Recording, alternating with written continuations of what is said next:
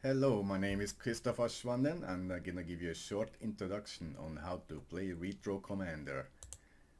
Let's create a single player game.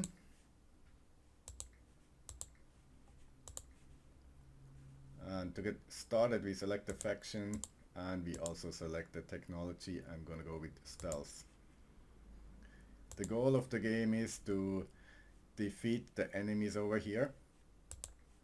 And in order to do so we should, in this scenario, set up some income and then produce some troops at the same time and then eliminate the enemies one by one. To give you an overview, up here is our body. We are playing a co-op together with the AI, and over here, which is an area of the map that is not visible, is our enemies. So to get started, let's get the loot crate. It gives you additional 500 matter. That's the stuff we need to build. And then over here we have crystals that we have to mine. Over here. So in order to mine them, we need to build a refinery. We place it right here. And then we also need to build ore miners that mine the crystals. Can do that here. Let's build 5 of them. And in order for the structures to function, they're going to be built automatically by the build robots down there. In order for them to function, we need to connect them to power. So let's build 2 solar panels and, for example, another windmill. Solar panels don't work during the night and windmills only work if there's enough wind. That here is our commander robot. Depending on the scenario you play, you have to make sure that your commander robot doesn't die, otherwise you're gonna be eliminated from the game. Confirmed. Here we have a cave, and maybe best to build our shipyards in the cave. That way they can't be attacked by nukes. If you go back to the overview of the map, we have uranium down here, up here actually. And mining the uranium gives you the possibility to build nukes and use it to defeat the enemy.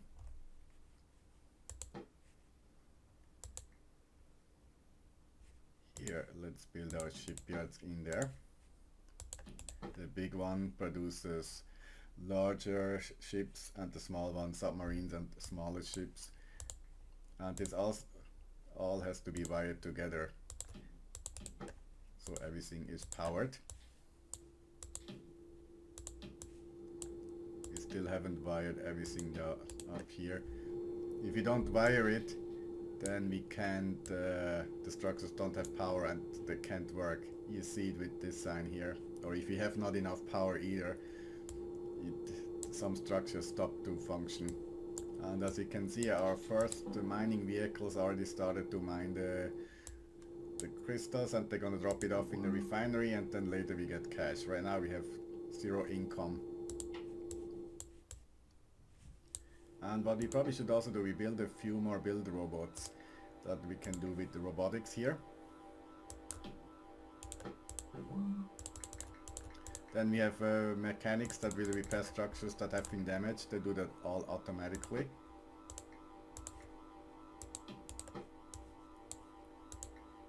Let's probably also worry about tanks. Maybe we want to build some tanks. Here we can build a mech factory and we build some cloaked tanks. Because we have stealth technology, we are able to do so. Again, as long as we are not wired together, nothing works. Also, it obviously doesn't work because the structure isn't built yet. So what's next? Now we don't have any air units. We can build planes. Most of the planes have limited reach, so we always need to have a place for them to go back to. And what we use is the airfields, but we also can use ships. For example, the aircraft carrier can carry four planes, and the battleship can carry a single plane. We have fighter jets which are good against air targets, and we have anti-submarine jets which are good against submarines and ships that drop torpedoes into the water. They're not good against anything else. We didn't start building any submarines. Let's build 2 stealth submarines that are invisible to the enemy unless they're damaged or unless they're shooting. And also build 2 destroyers, a battleship, and maybe a carrier. Confirmed. Done. And here what we should also do is probably set a rally point. The rally point is here just right next to the exit. We set our stealth troops to go over here to the rally point over there. Also build some barracks where we can route the soldiers, and we set the rally point, let's say, down there.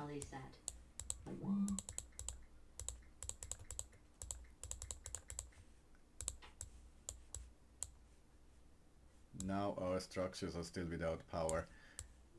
What's also happening here, our body is building a geothermal plant which provides constant income.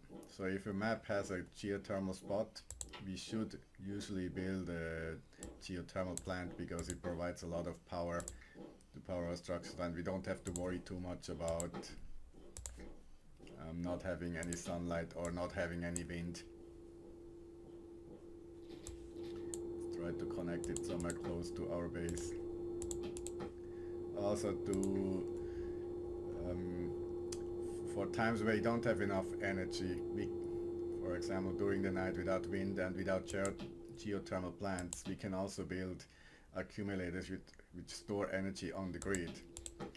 And everything that's on the same grid is working as a single grid. So if you have separate grids, then the energy is not stored from one grid to the next. So you have to make sure all the grids that you have are properly connected.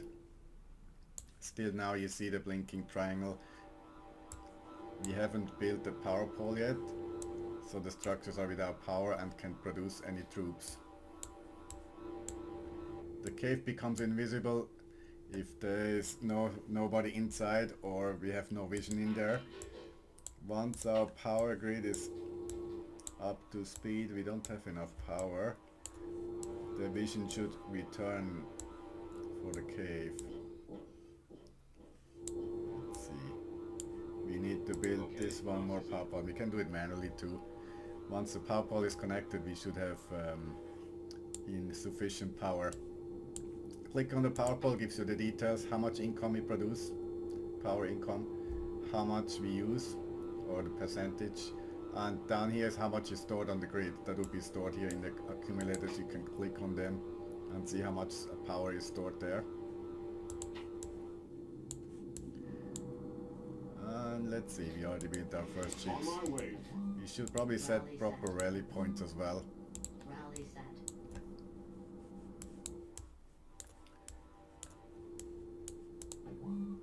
Now, I talked about uranium before. Let's maybe mine some uranium and to show you how it all works.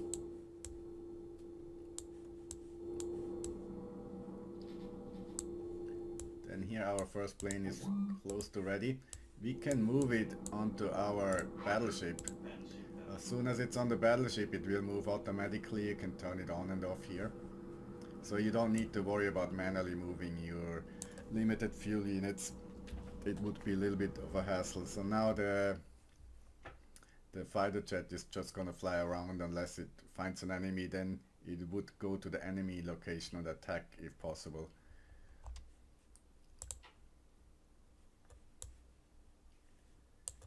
Yeah, we don't have a lot of planes. What's going on here? So we have not set a rally point. For the hangar, usually I set the rally point to be on the airfield, and I can also set the rally point for the airfields to connect them together.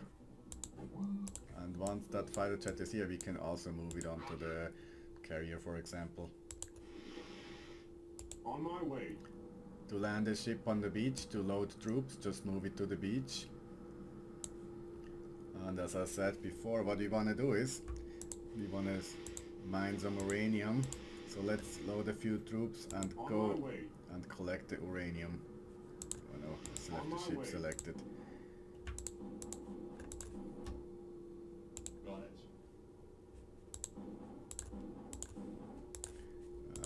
Guess I'm not that good at the game. So yeah, let's load our uranium miners and also a few battle troops. And let's move them over there. Carrier strike good. Yes, sir. Maybe together with the submarines. Carrier strike good. To the island up there. And we're gonna drop the uranium miners there. And then later start mining some uranium. Okay, let's speed it a little bit up. So you don't have to wait through the tutorial video.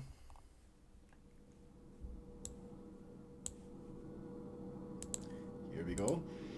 To land the beach, to land the ship on the beach, just click close to the beach and it goes there.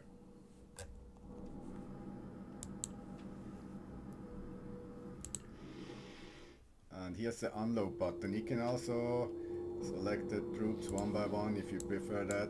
You just unload all the troops. Here the green smoke, that's a dispersion field that damages all the troops that are not properly shielded against radiation. We shouldn't actually unload these troops there, so let's move them back. But our uranium miners are shielded against radiation, so they don't take any damage. And now that we started mining, we see up here we get a constant income.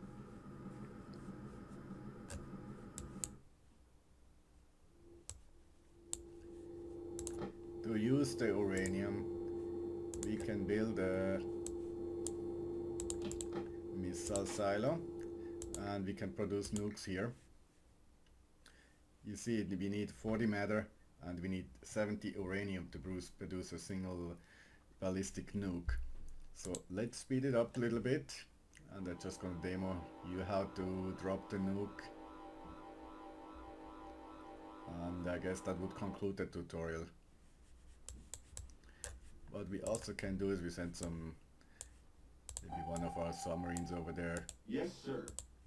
So you can see that the enemy is indeed over there because we haven't made any enemy contact so far. Actually we did, somehow.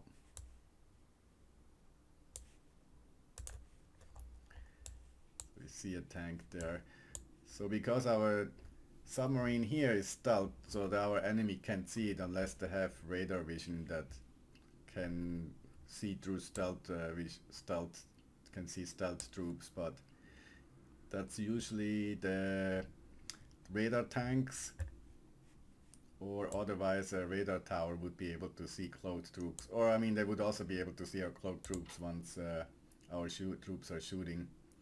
And here we can see our enemy is building a shipyard, which we're starting to attack, and I believe now we probably should have our first nuke ready. We can select it, go back here, and we just drop it.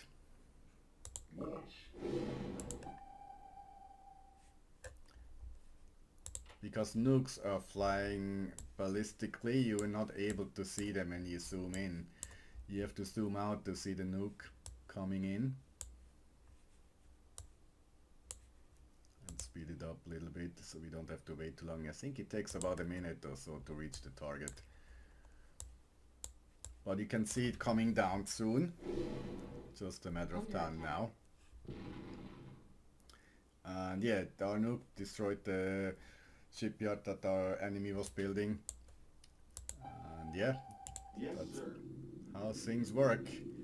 Obviously in the end you would want to send troops over there and also attack and destroy the enemy. What I also forgot to mention is if your enemy has nukes, you might want to defend yourself. You can do that building a missile defense. Place it throughout your base to make sure about the whole area is covered. The missile defense what do you call it? The missile defense shoots down nukes that are incoming via lasers, which are definitely a good thing to have. Anyhow, that's a little introduction how the game works. Let me quickly exit and show you a little bit more. If you have questions, there's no tutorial as of now. So what you can do instead is you can read the guide. It explains things like the different game modes. For now, I think the scenario setup was any annihilation. The other game modes which are in the game yet but not in the scenarios I provided. It explains the economy, the power grid, the environment, the night cycles, for example, how combat works, and so on and so on. It's not complete, but it should have the key points also. But if you want to play multiplayer, you can go here. It should all be up and running. Yes, that concludes the little introduction. Thank you for watching.